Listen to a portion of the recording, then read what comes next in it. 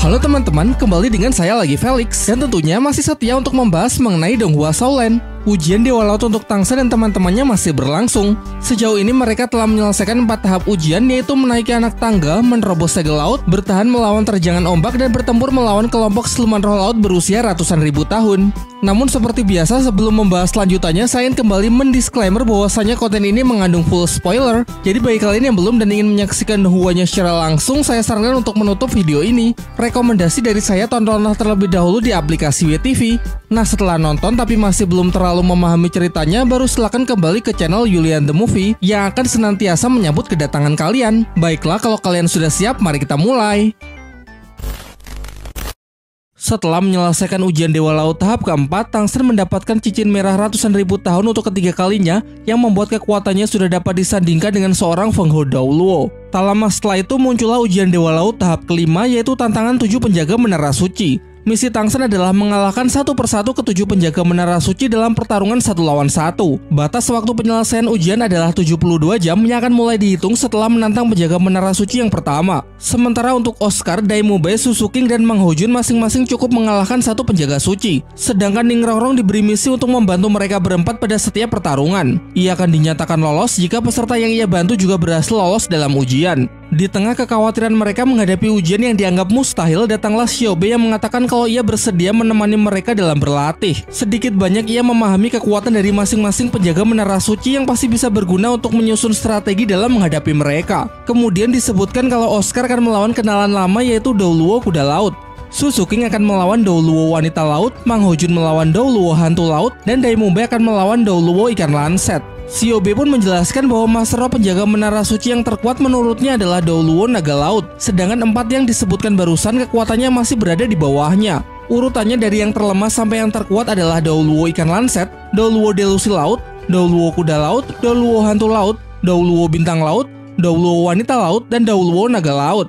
Tetapi jangan salah, karena yang dimaksud paling lemah di sini tetap saja seorang Master Roh bertitel Daoluo Laut yang mana kemampuannya tentu tidak bisa dipandang remeh. Ia kemudian juga menceritakan kalau dulu Balai Roh Pelindung pernah mengirim pasukan untuk menginvasi Pulau Dewa Laut. Namun dengan perlawanan dari 7 penjaga menara suci, sekitar 2000 Master Roh Balai Roh Pelindung tidak ada satupun yang berhasil selamat. Dan semenjak kejadian itu, Balai Roh Pelindung pun sudah tidak berani lagi berurusan dengan Pulau Dewa Laut. Setelah mendengar cerita dari Xiaobe, Oscar justru semakin tidak yakin kalau mereka bisa menyelesaikan ujian kali ini. Tangsen lalu mengusulkan sebuah rencana, tapi mungkin rencana ini akan terdengar sedikit licik. Rencananya adalah dengan tidak membiarkan seorang penjaga menara suci beristirahat setelah pertarungan. Jadi semisal Tangsen berhasil mengalahkan salah seorang penjaga menara suci, maka saat itu juga teman-temannya akan langsung menantangnya bertarung lagi tanpa memberinya waktu untuk memulihkan diri. Sehingga dengan begitu peluang kemenangan pasti akan menjadi jauh lebih besar. Akan tetapi Susuking dan Daimube kurang setuju jika Tangsen yang terus-terusan berkorban, sehingga ia ingin membaliknya, mengingat ujian Tangsen akan jauh lebih sulit karena harus melawan ke-7 Daoluo Laut. Mungkin hanya Oscar yang butuh bantuan.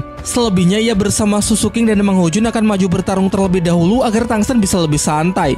Di sisi lain, tepatnya di Kekaisaran Tiando sedang diadakan rapat darurat dalam membahas mengenai Kekaisaran Roh Pelindung yang terus memperluas kekuasaannya dengan begitu cepat. Nampak wajah geram dari Suebeng yang langsung memerintahkan prajuritnya agar segera memanggil Master Xiao untuk merencanakan langkah berikutnya. Sementara itu, di Kekaisaran Roh Pelindung sendiri, Bibidong memberikan perintah kepada Si Yue agar segera pergi menaklukkan kota para pandai besi. Semua tanpa beban langsung menyanggupi perintah tersebut. Namun sepertinya kecuali Hulena, karena ia masih tidak bisa berhenti memikirkan nasib Tang Yin meski sudah tahu kalau Tang Yin sebenarnya adalah Tangsan. Singkat cerita, pasukan dari Kekaisaran Roh Pelindung yang dipimpin oleh Ketua Sekte Naga Suci dan Ketua Sekte Ratu Lebah sudah tiba di kota Pandai Besi. Dengan segala keterbatasannya, para Pandai Besi berusaha mempertahankan wilayahnya menggunakan senjata rahasia. Namun jelas itu masih belum cukup karena lawan mereka adalah Master Roh tingkat atas.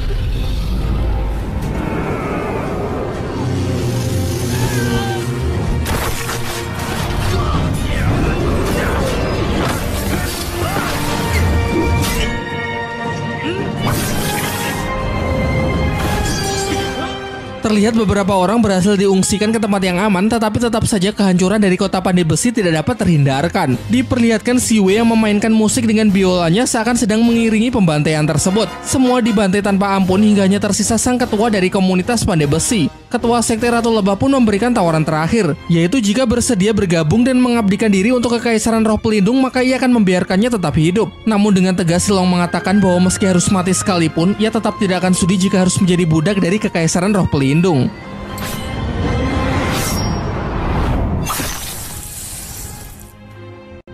Tidak butuh waktu lama, kabar jatuhnya kota Gengsin sudah sampai di Kekaisaran Tiando yang membuat mereka menjadi sangat kesal. Begitu pula dengan para tetua sekte Tang, terutama Titan, mengingat ia juga adalah bagian dari perkumpulan Pandai Besi di kota Gengsin. Setelah penyerangan tersebut, diperlihatkan bahwa ternyata Silong berhasil selamat. Diceritakan sesaat sebelum penyerangan, salah seorang bawahannya memukulnya hingga jatuh pingsan agar Silong tetap bisa hidup dan kelak bisa membangkitkan kembali perkumpulan Pandai Besi. Di pagi harinya ia tiba di sekte Tang dan langsung menyampaikan permintaan maafnya karena ia merasa telah menjadi ketua yang gagal. Namun Titan sama sekali tidak menyalahkannya karena pasti Silong juga sudah berusaha semampunya. Yang Moody menambahkan bahwa kita harus segera mempercepat produksi senjata rahasia dan melatih para murid untuk bertempur melawan Kekaisaran Balai Roh Pelindung. Di sekte Hautian, tempat Lao Go mengerjakan senjata rahasia tingkat tinggi, juga sudah tersampaikan kabar mengenai jatuhnya kota perkumpulan para pandai besi. Terlihat emosinya yang benar-benar terbakar setelah mengetahui kabar tersebut. Mentalnya sangat terpukul karena bagaimanapun juga komunitas pandai besi adalah rumah tempat ia dibesarkan. Sekarang kita kembali ke Pulau Dewa Laut. Pagi-pagi sekali Shiobe menemui Tangsa dan teman-temannya untuk menjadi mentor berlatih sebelum menghadapi ujian tahap kelima. Ia menjelaskan bahwa selama ini mereka selalu bertarung dalam sebuah tim, sehingga kali ini ia akan menguji kemampuan bertarung individu yang bertujuan untuk menyadari kelemahan diri sendiri dan mencari cara bagaimana mengatasinya. Oscar, Daimube, Suzuki, dan Mang Hojun akan bergantian melawan Tangsan, sementara Ning Rongrong akan bertindak sebagai support. Mengingat semenjak mendapatkan cincin roh ke-8, kekuatan Tangsan sudah setara dengan Mas Roh bertitel Douluo biasa. Ketika Tangsan baru mengeluarkan kekuatan rohnya, dapat dirasakan tekanan yang luar biasa kuat dari medan rumput biru perak. Tetapi dengan dukungan cahaya kibo dari Ning Rongrong sanggup mengurangi efek tekanan secara signifikan. Oscar berniat maju terlebih dahulu. Namun sebelum ia berhasil memakan sosis cloningnya, Tangsan langsung berteleport mendekat lalu menghentikannya dengan kekuatan pikiran. Berikutnya, Suzuki maju dengan kecepatan tinggi dan cakar tajamnya untuk berusaha menembus pertahanan Tangsan. Kecepatan dari pergerakan Suzuki memang luar biasa. Hanya saja damage yang ia berikan masih belum cukup kuat untuk bisa melukai Tangsan. Kesempatan inilah yang kemudian Tangsan manfaatkan untuk mengunci pergerakan Suzuki dan menjebaknya ke dalam piramida lautan dunia. Berikutnya ada Mang Hojun. Pengguna roh pelindung Phoenix tersebut langsung merilis skill roh ke-6-nya, terjangan api Phoenix menembus awan. Secara damage memang jauh lebih besar ketimbang serangan Suzuki, namun akurasinya payah sehingga ia berakhir hanya dengan jebakan sederhana dari ikatan rumput biru perak tanpa punya kesempatan untuk merilis skill roh yang lebih kuat. Yang terakhir adalah Daimube. Terlihat secara kemampuan fisik hanya dirinya lah yang bisa dikatakan seimbang melawan Tangsan. Namun jika sudah bicara soal teknik kekuatan roh, sebagai Mas Roh tipe pengendali dengan berbagai macam tekniknya, Tangsan bisa jauh lebih unggul. Tangsan menggunakan benang emas untuk coba membatasi pergerakan dari Daimube dan menyerap kekuatannya. Tetapi dengan cepat Mube berhasil lolos dan langsung membalasnya dengan merilis skill teknik ke-6, Cakar Kematian Harimau Putih. Dan untuk menghalaunya, Tangsan merilis skill dari tulang roh Harimau Paus Iblis yang belum lama ini ia serap, yaitu serangan kapak pembelah iblis. Bentrokan dari serangan tersebut berakhir seimbang. Selanjutnya Tangsan langsung merilis skill roh terbarunya, yakni skill ke-8. Teknik yang bernama Cermin Penghancur Iblis Biru Perak ini memiliki kemampuan untuk membatasi 100% pergerakan lawan dengan cermin kristal. Dengan ini jelas kemenangan berada di tangan Tangsan.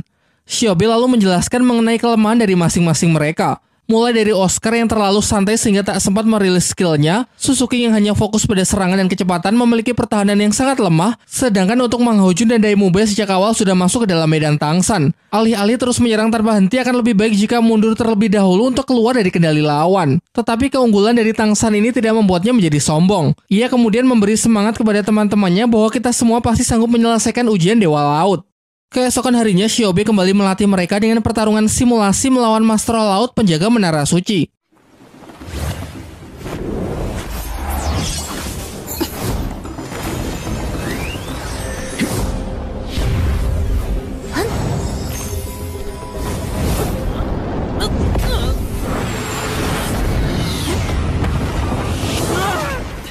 Meski terlihat adanya peningkatan kemampuan yang cukup besar, menurut Bos Saiki itu saja masih belum cukup karena pertarungan simulasi dengan pertarungan asli melawan seorang Feng Hou Douluo Laut adalah hal yang sangat berbeda. Di akhir latihan simulasi, Shiobe mengatakan kalau sekarang sudah tidak ada lagi yang bisa ia ajarkan sehingga besok mereka sudah bisa mulai untuk menghadapi ujian kelima. Singkat cerita, keesokan harinya mereka pergi menuju Menara Suci Kuda Laut. Mereka memutuskan untuk menantang Douluo Kuda Laut terlebih dahulu karena ia adalah satu-satunya penjaga Menara Suci yang mereka kenal. Kurang lebih sudah 3 tahun lamanya mereka tidak bertemu. Master Kuda Laut pun mengungkapkan kekagumannya atas kekuatan mereka yang sudah meningkat pesat. Ujian Dewa Laut tahap kelima pun dimulai dengan ditandai menyalanya cahaya dari ketujuh menara suci yang melambangkan batas waktu ujian. Sehingga apabila ketujuh cahaya tersebut padam, maka artinya 72 jam Tangsan sudah berakhir. Tanpa berlama-lama lagi, Tang San maju dengan mengaktifkan medan Kaisar Biru Perak dan menunjukkan ke-8 cincin roh yang mana ketiganya berwarna merah.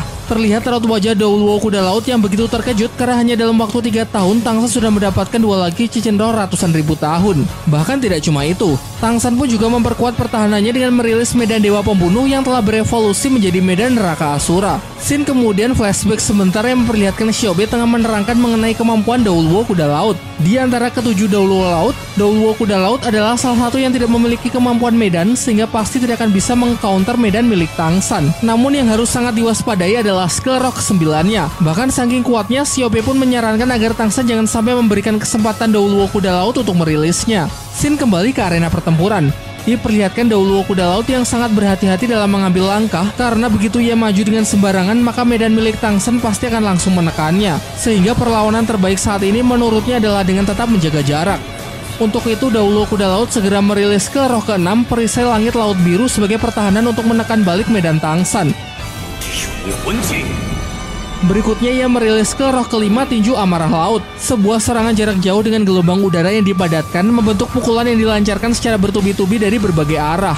Tidak ada celah untuk terus menghindar sehingga Tang San perlu menggunakan skill teleportasi untuk segera keluar dari zona serangan.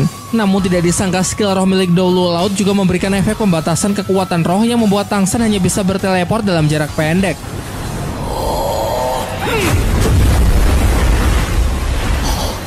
Untung saja ia masih bisa bertahan berkat skill perisai emas tak tertembus. Merasa kekuatannya belum cukup, Tang San menarik kekuatan dari alam, termasuk gunung dan pepohonan untuk meningkatkan kekuatan rohnya. Tentu hal ini tidak bisa Douluo Laut biarkan terus-menerus karena jika Tang San berhasil menyerap lebih banyak lagi, maka dirinya lah yang akan dalam bahaya. Ia pun kemudian memfokuskan satu tinju untuk menghentikan Tang San, namun tidak disangka kekuatan rohnya justru ikut terserap. Sampai pada akhirnya Douluo Kuda Laut pun tidak bisa menahan dirinya lagi. Ia berniat merilis skill roh terkuatnya yaitu skill ke-9, yang mana skill inilah yang dikhawatirkan oleh Xiaobe supaya jangan sampai digunakan. Dan benar saja, hanya dalam sekejap skillnya tersebut langsung dapat memutus benang emas milik Tang San sekaligus menghentikan penyerapannya. Bo Saihi yang tengah memonitoring jalannya pertarungan pun juga mengakui kehebatan dari skill ke-9 tersebut. Kemudian diceritakan bahwa dulu pernah ada bencana alam terbesar yang pernah hampir memusnahkan Pulau Dewa Laut. Bencana alam tersebut adalah meletusnya gunung berapi aktif di bawah laut. Kala itu lautan yang tenang tiba-tiba berubah menjadi gelombang pasang dengan lelehan lava yang menyertainya. Jutaan bola api bersuhu tinggi menghujani Pulau Dewa Laut yang membuat begitu banyak korban berjatuhan. Sebagai salah satu penjaga pilar suci, Douluo Kuda Laut pun juga maju untuk mencoba menghentikan bencana. Bo Saihi kemudian mengatakan kalau ia yang akan melindungi kota, sementara Douluo Kuda Laut ia beri tugas untuk menyegel gunung berapi dasar laut. Singkat cerita ia berangkat menuju sumber ledakan. Ia pun kemudian merilis skill roh ke-9 tinju ledakan naga langit dan berhasil menyegel ledakan dari gunung berapi. Menurut Bo Saihi, andai saja Douluo Kuda Laut tidak bertindak tepat waktu, maka dapat dipastikan Pulau Dewa Laut telah musnah. Scene kemudian kembali ke pertempuran Tang San.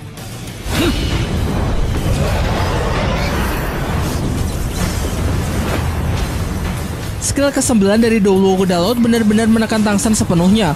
Bahkan perisai emas tak tertembus juga sudah tidak sanggup lagi untuk menahan kerasnya pukulan tersebut.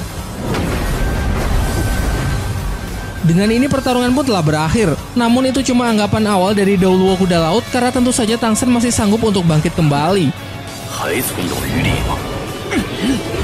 Mengetahui hal itu, Douluo Kuda Laut langsung menyambutnya dengan serangan skill ke-9 sebagai serangan terakhir. Untuk melawannya, Tang San merilis skill kedua dari tulang roh kaki kiri Harimau Paus Iblis, yaitu sayatan taring Harimau Paus Iblis. Tidak disangka serangan Tang San yang lebih unggul. Skill dari tulang roh ratusan ribu tahun ditambah dengan kekuatan medan sanggup menghancurkan skill ke-9 dan pertahanan terkuat milik Douluo Kuda Laut. Sehingga dengan ini barulah pertarungan benar-benar berakhir dengan kemenangan di tangan Tang San. Hal lain yang membuat Master Douluo Kuda Laut cukup terkejut, ternyata saat ini juga ia akan kembali ditantang oleh peserta lain tanpa membiarkannya untuk memulihkan diri terlebih dahulu. Ya, tentu saja ini adalah bagian dari rencana Tang San. Dalam pertarungannya, ia sengaja memaksa Douluo Kuda Laut untuk menghabiskan banyak kekuatan roh agar Oscar dan Ning Rongrong bisa mendapatkan keuntungan dengan melawannya dalam kondisi yang tidak prima. Mungkin cara ini memang sedikit licik. Namun Douluo Kuda Laut sama sekali tidak mempermasalahkan hal tersebut selama itu tidak melanggar aturan dalam ujian. Singkat cerita, Oscar maju dengan meminjam kekuatan medan api Phoenix Mang Ho Jun melalui skill ke-6-nya yaitu sosis cloning. Di belakangnya, Ning Rongrong pun juga terus memberikan dukungan menggunakan skill roh pelindung pagoda cahaya kibau. Kombinasi dari mereka berdua pun sanggup menekan Douluo kuda laut yang memang sudah kelelahan, sehingga tidak butuh waktu lama mereka berdua berhasil mengalahkannya dan dinyatakan sebagai pemenang. Akan tetapi karena strategi mereka ini dianggap kurang sportif, hadiah ujian yang awalnya penambahan 1 level kekuatan roh, kini hanya diberikan setengahnya saja. Tak lama selang waktu berlalu, datang seekor burung pembawa pesan dari Sekte Tang yang mengabarkan bahwa kota para pandai besi telah berhasil ditaklukkan oleh Kekaisaran Roh Pelindung. Setelah mengetahui kabar tersebut, Tang San mengatakan kalau ujian Dewa Laut harus segera diselesaikan agar mereka bisa kembali untuk menghentikan Kekaisaran Roh Pelindung. Mereka lalu segera menuju tempat ujian berikutnya, yaitu Menara Suci Douluo Ikan Lanset. Dan dijelaskan kalau Douluo Ikan Lanset adalah seorang master tipe alat, yaitu tombak laut. Untuk rencana kali ini, Daimube bersama Ning Rongrong akan menantangnya terlebih dahulu supaya Tang San bisa beristirahat dan memulihkan kekuatan rohnya. Shiobe pun juga datang untuk menyaksikan pertarungan mereka. Dalam scene flashback, ia menjelaskan kalau Douluo Ikan Lanset adalah satu-satunya master tipe alat dari ketujuh Douluo Laut. Roh pelindungnya adalah tombak laut yang diberkati oleh cahaya Tuan Dewa Laut secara langsung. Pertarungan mereka pun dimulai. Sebagai serangan pembuka, Douluo Ikan Lanset merilis skill roh ketiga, yaitu 2 cloning bayangan yang menyerang Mubei secara bersamaan.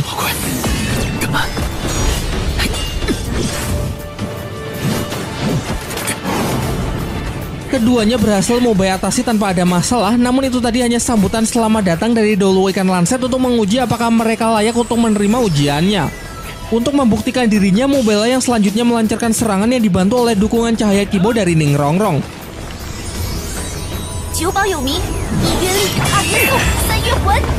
Dalam pertarungan jarak dekat, keduanya terlihat seimbang. Sampai suatu titik, Douluo Ikan Lanset merilis teknik penyatuan roh pelindung alat, persis seperti apa yang pernah dilakukan oleh Chen Xing sang Douluo pedang ketika bersatu dengan pedang 7 jalan kebinasaannya. Daimube berusaha memecahkan teknik lawan sebelum benar-benar siap untuk dirilis. Namun usahanya sia-sia karena terdapat semacam barir yang menyerap dan memantulkan serangannya. Berikutnya, Daimube langsung merubah strateginya menjadi defensif untuk merespon serangan dari Douluo Ikan Lanset. Diperlihatkan kalau ternyata Douluo Ikan Lanset memiliki medan untuk menyerap kekuatan laut. Tang San pun segera memerintahkan Mubei untuk menyerang sebelum kekuatan lawan terisi penuh.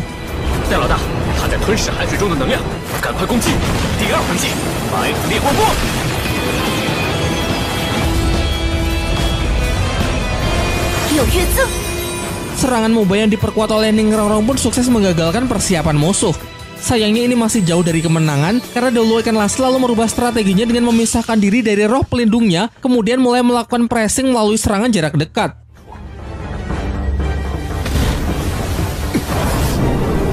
Terlihat Mubei pun mulai terengah-engah menandakan kalau kekuatannya telah habis terkuras. Agar dapat sedikit memberikan nafas kepada rekannya, Ning Rongrong merilis skill dari tulang rohnya untuk menciptakan ruang ilusi. Tidak ingin menunggu lebih lama lagi, Douluo Ikan Lanset segera merilis skill roh ke-9-nya, yaitu tombak laut penghancur untuk mengakhiri pertempuran.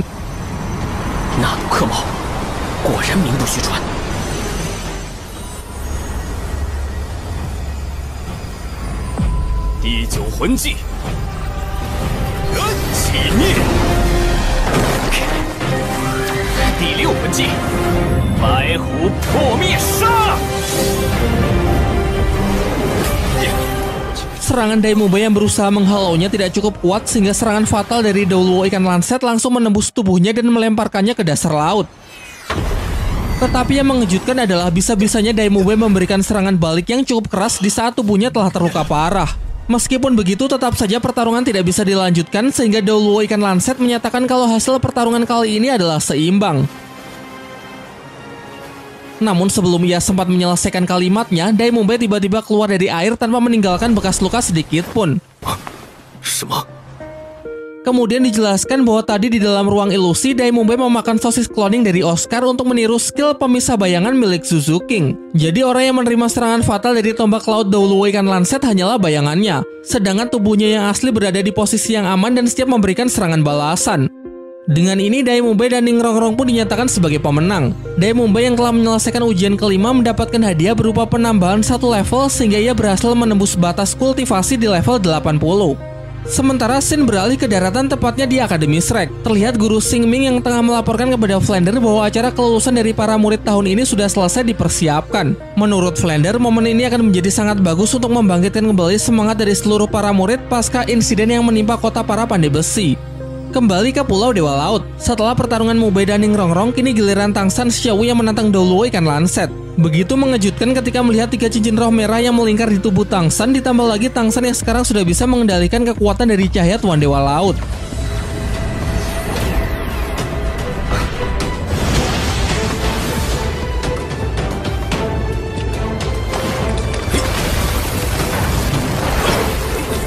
Sejak awal, Douluo ikan lanset sudah masuk ke dalam medan milik Tangsan yang membuat Tangsan dengan mudah bisa mendominasi jalannya pertarungan.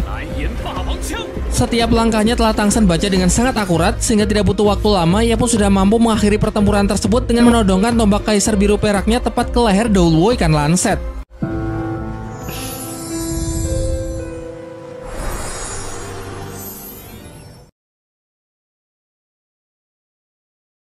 你是人又如何？是魂兽又如何？要想提前预知剧情，没有什么好犹豫的。 Di sisi lain, Xian Renshui yang masih berupaya keras untuk menyelesaikan ujian Dewa Malaikat tahap ke-6, yaitu menahan serangan dari Xian Douliu. Diperlihatkan Xian Renshui yang sudah jauh lebih baik ketimbang saat kali pertamanya ia menerima ujian ini. Dia sanggup menggunakan teknik sayap malaikat pada tulang roh lengan kanan malaikat yang tidak hanya kuat namun juga bisa memantulkan serangan. Namun di saat yang bersamaan, teknik ini juga sangat menguras kekuatan rohnya sehingga masih butuh waktu sampai ia benar-benar sanggup menyelesaikan ujian tahap ke-6-nya tersebut. Ada kalanya saat akan hampir menyerah, ia teringat kembali ketika dulu Tangsan berhasil menghancurkan medan malaikat yang membuat semangatnya kini kembali berapi-api.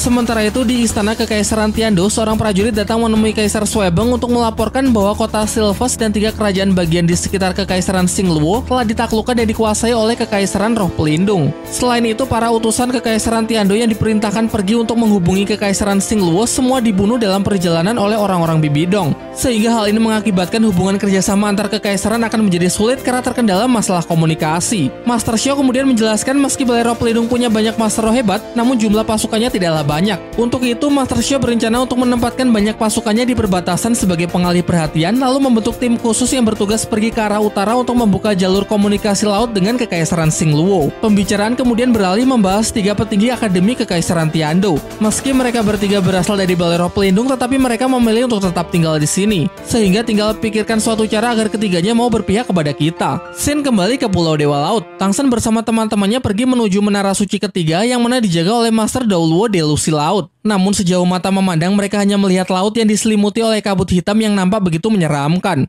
Menurut Oscar, kabut hitam tersebut mungkin mirip dengan alam ilusi milik Ningrongrong, di mana orang yang memasukinya akan terjebak ke dalam dunia ilusi. Bahkan Tangsan dengan mata iblis ungu yang sanggup melawan segala macam jenis ilusi merasa tidak begitu yakin bisa mengatasi ilusi tingkat tinggi milik Douluo Delusi Laut tersebut. Namun jika terus berdiam diri di sini juga bukanlah ide yang bagus, sehingga Tangsan bersama Xiao ingin langsung masuk untuk melihat secara langsung lawan seperti apa yang harus mereka hadapi. Sedangkan yang lain Tangsan sarankan agar beristirahat memulihkan diri, terutama Ningrongrong karena masih ada 2 pertarungan lagi. Begitu masuk ke dalam kabut, Tangsan langsung bisa merasakan kalau kekuatannya telah dibatasi, baik kekuatan roh maupun kekuatan pikiran. Ia mengingat kembali apa yang pernah Xiaobe jelaskan bahwa Master Douluo Delusi Laut merupakan pengguna roh pelindung unik dan langka yang disebut ular delusi. Memiliki kekuatan medan bawaan yang saking kuatnya, bahkan Douluo Naga Laut pun juga tidak berani asal melawannya. Masih berusaha mencari keberadaan Douluo Delusi Laut, namun tiba-tiba lingkungan sekitar mereka berubah menyerupai tempat pertempuran Tangsan melawan Master Balai Roh Pelindung di dalam hutan pertarungan bintang. Bahkan tidak cuma tempatnya saja, orang-orang Balai Roh Pelindung yang dulu menyerang mereka pun juga muncul persis seperti kejadian waktu itu. Dan inilah kekuatan medan dari Douluo Delusi Laut, yakni menggali ingatan paling menyakitkan dari targetnya dan menaruhnya pada situasi yang sama persis dengan tujuan menghancurkan mental. Xiao pun mencoba menenangkan Tangsan yang terbawa emosi dengan mengatakan agar tidak bertindak gegabah karena ini hanyalah alam ilusi. Namun kali ini emosi Tangsan benar-benar terpancing, kemarahannya pun sudah tidak dapat dibendung lagi.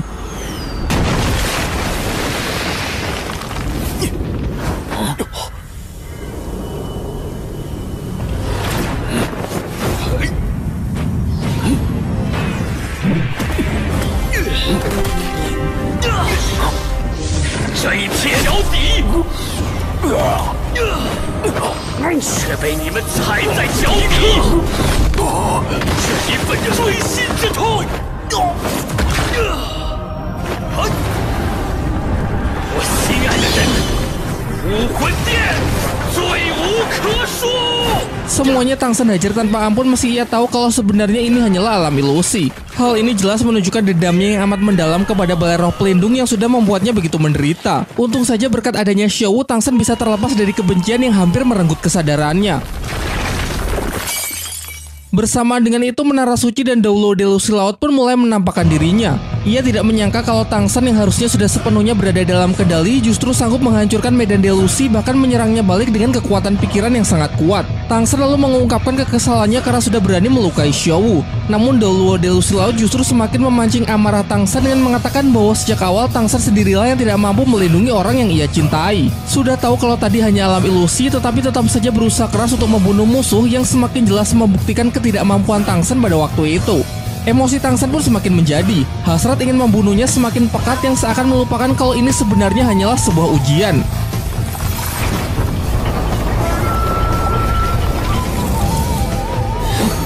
Dalam sekejap ia berhasil menjebak Doulo Delusi Laut ke dalam medan Dewa Pembunuh Neraka Asura dan pertarungan di dalam medan pun tak terelakkan.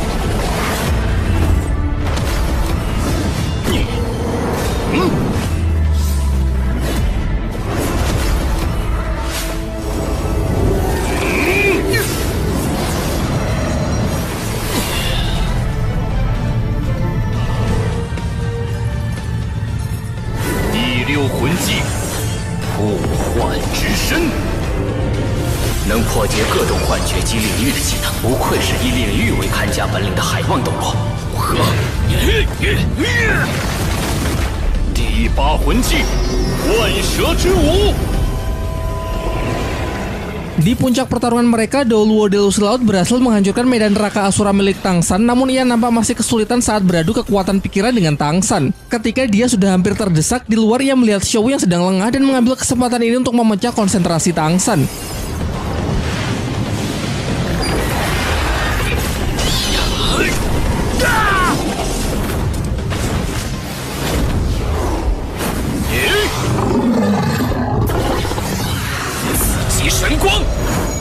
Dengan tegas Tang San mengatakan kalau boleh saja melakukan apa saja kepada dirinya. Namun jika ada yang sampai melukai Xiao, pasti dia tidak akan melepaskannya.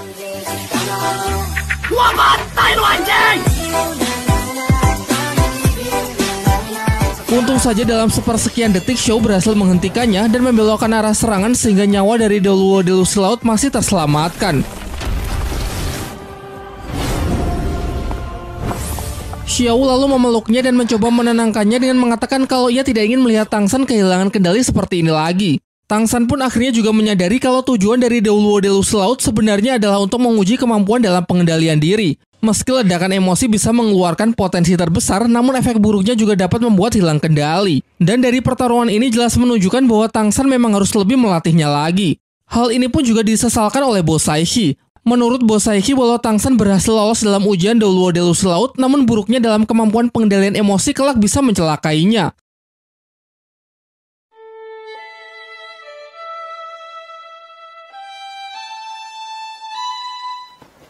我听说有一个二维码，叫斗罗大陆官方微信。" Sementara itu di sisi lain, Xian Rensui yang masih dihadapkan pada ujian Dewa Malaikat tahap ke-6 yaitu menahan serangan dari kakeknya. Serangan ini berasal dari skill roh keempat milik Xian Douliu, namun meski cuma skill keempat, Xian Rensu masih belum sanggup menahan satu serangan pun. Selain terus memberikan serangan, Xian Douliu juga terus menempa semangat dari cucunya tersebut sebagai penerus dari suku Dewa Malaikat. Singkatnya, dengan mengingat semua kegagalan yang tidak ingin terulang kembali, Xian Rensui berhasil menembus batasannya untuk menciptakan perisai malaikat yang jauh lebih solid. Namun meskipun begitu, Xian Douliu mengatakan kalau ini saja masih jauh dari kata cukup. Kembali ke tempat Tang San, lawan berikutnya adalah penjaga Menara Suci Master Doulo Hantu Laut. Tetapi dengan kondisi Tang Sen yang sekarang tidak memungkinkan untuk langsung menantangnya, sehingga sesuai dengan rencana awal, Mang Ho Jun bersama Ning Rongrong akan maju terlebih dahulu agar Tang Sen bisa lebih santai. Melewati jalan dihiasi tulang belulang yang berserakan semakin menambah kengerian dari tempat tersebut. Sekilas terlihat bayangan makhluk terbang yang tidak begitu jelas karena adanya kabut tebal yang memperpendek jarak pandang mereka. Karena merasa kesal dengan ketidakpastian, Mang Ho Jun pun segera merilis kekuatan Phoenix-nya dan barulah terlihat Dauluo hantu laut bersama roh pelindungnya yakni ikan pari iblis. Dauluo hantu laut lalu mengatakan kalau ujian darinya sudah dimulai sejak awal. Dan benar saja, mereka berdua pun mulai kehilangan kesadarannya karena telah terkontaminasi oleh racun skill roh ke-8 milik Dauluo hantu laut. Racun yang tidak memiliki bau, tanpa warna dan tanpa bentuk sehingga korban tidak akan menyadarinya sampai racun tersebut mulai bekerja. Efeknya dapat membuat kesadaran seseorang masuk ke dalam dunia ilusi, memperlihatkan gambaran terindah yang paling didambakan oleh si korban, namun sebenarnya membunuh secara perlahan dengan terus-menerus mengikis energi kehidupan dan menidurkan jiwa untuk selamanya. Diperlihatkan Mang Ho Jun yang telah jatuh ke dalam dunia mimpi terbangun di sebuah kamar dan masih berusaha memahami apa yang sebenarnya telah terjadi. Hingga tiba-tiba ia ditarik oleh para tetua sekte Tang karena ternyata hari ini adalah hari pernikahannya dengan Bai Chen Xiang. Tentu saja ia pun merasa sangat bahagia karena momen yang paling didambakannya kini telah terwujud. Di waktu yang bersamaan, Ning Rongrong juga tengah berada di dalam mimpi yang mana ia terbangun di markas sekte Cahaya Kibau lengkap dengan ayah beserta kedua kakek angkatnya. Masing-masing dari mereka memberi hadiah karena hari ini adalah hari ulang tahunnya. Oscar pun juga datang dengan membawakan kue ulang tahun yang melengkapi kebahagiaannya. Namun berbeda dengan teman-temannya yang berada di dunia nyata, terlihat semakin cemas karena racun Dauluo hantu laut sudah menyebar dan hampir menelan kesadaran mereka sepenuhnya.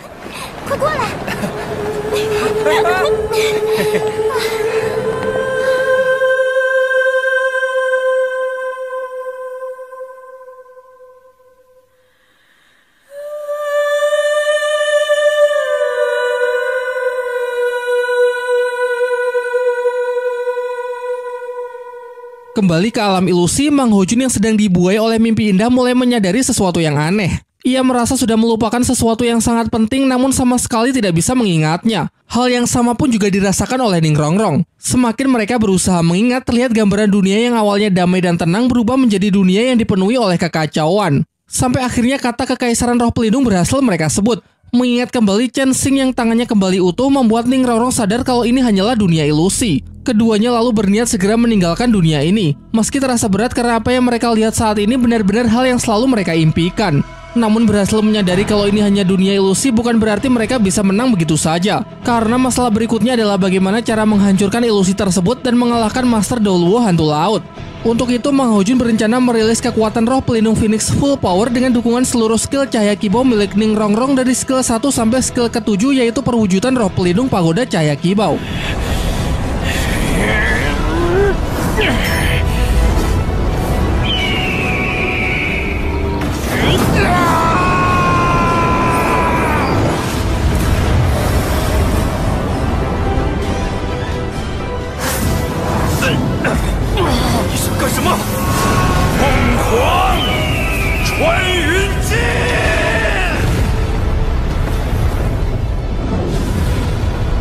Jika dibandingkan dengan ilusi yang menunjukkan penderitaan, ilusi yang memperlihatkan impian dan kebahagiaan memang jauh lebih menggoda dalam menjebak hati manusia.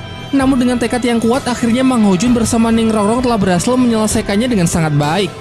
Di sisi lain, tepatnya di Akademi Kekaisaran Tiando, terlihat 3 petinggi akademi yang tengah membicarakan mengenai Kekaisaran Roh Pelindung. Sudah dijelaskan sebelumnya bahwa ketiga orang ini sebenarnya berasal dari Balai Roh Pelindung, namun menolak untuk kembali karena mereka tidak sependapat dengan rencana jahat yang dilakukan oleh Bibi Dong. Di tengah kebimbangan tersebut, Guru Xingming datang menemui mereka. Tujuannya adalah untuk mengajak mereka bertiga bergabung di pihak Kekaisaran Tiando untuk melawan Kekaisaran Roh Pelindung yang telah melakukan banyak kejahatan. Pada awalnya mereka terlihat masih ragu sehingga perlu memikirkannya lagi. Namun setelah melihat para murid akademinya yang sangat bersemangat untuk menumpas kejahatan, tanpa pikir panjang lagi ketiganya pun sepakat untuk menjalin kerjasama dengan Kekaisaran Tiando. Kita kembali ke Pulau Dewa Laut, yang mana sekarang giliran Tang Sen bersama Xiao yang akan melawan Dauluo hantu laut. Setelah sampai di depan menara suci, serangan kabut ilusi beracun pun langsung mengelilingi mereka. Namun belajar dari pertarungan Mang Ho Jun sebelumnya, asalkan bisa mengatasi racun ilusi maka ia bisa mendominasi jalannya pertarungan. Dalam menangkal racun, Tang Sen menggunakan salah satu dari tanaman dewa anti racun miliknya, yaitu kelopak bunga jahitan sutra. Sehingga tidak butuh waktu lama, pertarungan pun telah berakhir dengan kemenangan telak di pihak Tang Sen.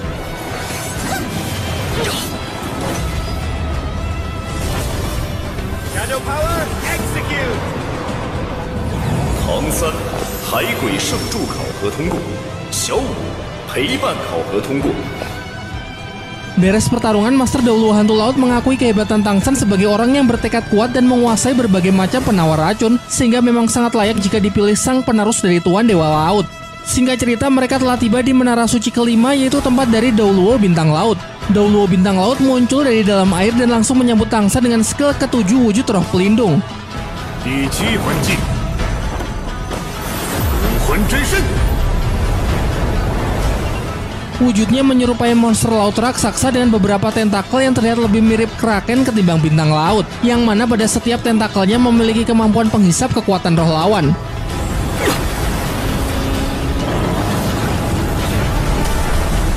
Untuk menahannya, Tang San juga mengeluarkan wujud roh pelindung agar ia bisa lebih leluasa dalam melancarkan serangan. 杀神突击！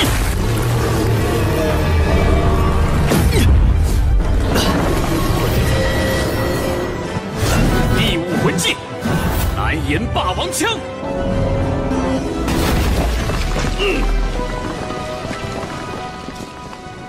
Dengan merilis tombak kaisar biru perak, Tang San berhasil memotong salah satu tentakel.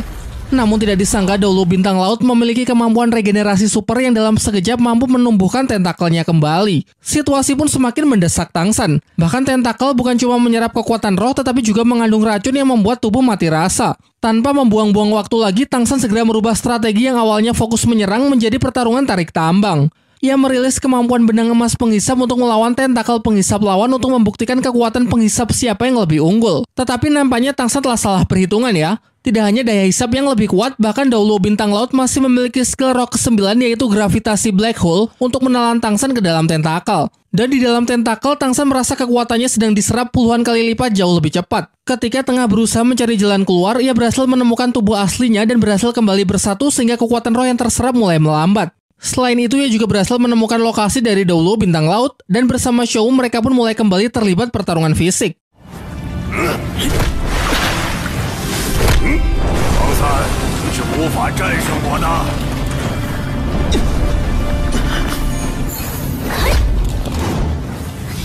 哥，我来帮你。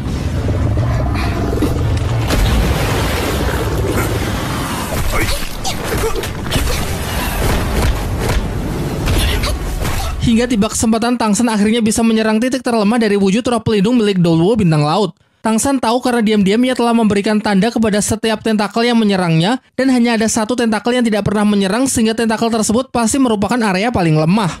第八魂技，融合。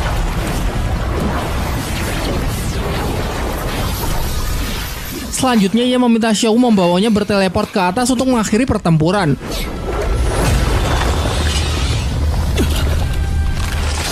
Setelah sampai di titik terlemah, Tang San menggunakan tulang roh kaki laba-labanya untuk menyerap seluruh kekuatan dari Dauluo Bintang Laut. Memiliki daya hisap yang bahkan ratusan kali lipat jauh lebih besar ketimbang benang emas sebelumnya. Tang San pun memperingatkan Dauluo Bintang Laut agar segera mengaku kalah karena jika ia menyerap lebih dari ini dikhawatirkan akan menyebabkan luka parah yang tidak akan bisa dipulihkan. Dan setelah Master Dauluo Bintang Laut mengaku kalah, Tang San mengembalikan kekuatan yang telah ia serap sehingga dengan ini Tang San lah yang dinyatakan sebagai pemenang. 唐三海星圣柱考核通过，小五。 Subscribe ya, dadah. Di tombol merah ini, dadah. Lupa like, subscribe, and komennya. Mudah-mudahan kalian semua bisa menikmati video ini. Terima kasih.